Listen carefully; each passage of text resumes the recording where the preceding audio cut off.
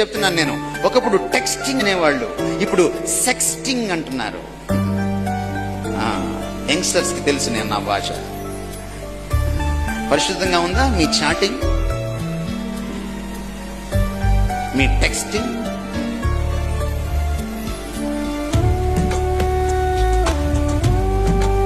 సంఘం ప్రత్యేకత ఏంటో తెలుసా? ప్రభు ప్రత్యేకతే సంఘం ప్రత్యేకత. ఈ ప్రభుని వేల్పులలో వేరుగా నించోబెట్టేది ఏంటో తెలుసా? పరిశుద్ధత. ఈ సంఘాన్ని అన్ని సంఘాల్లో, భూలోకంలో ఉన్న అన్ని సంఘాల్లో వేరుగా నించోబెట్టేది ఏంటో తెలుసా? పరిశుద్ధత, ప్యూరిటీ. అని అన్నాడు, హృదయ శుద్ధి గలవారు ధన్యులు, వారు దేవుణ్ణి చూస్తారు. ఎప్పుడు కూడా శుద్ధికి, క్లెన్లీనెస్ కి దేవుడితో సంబంధం ఉంటుంది.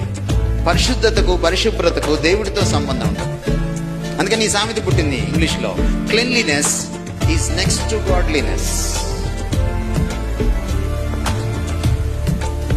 The church must be as pure as God. దేవుడు ఎంత పరిశుద్ధో అన్ని విషయాల్లో అంత పరిశుద్ధంగా ఉండాలి.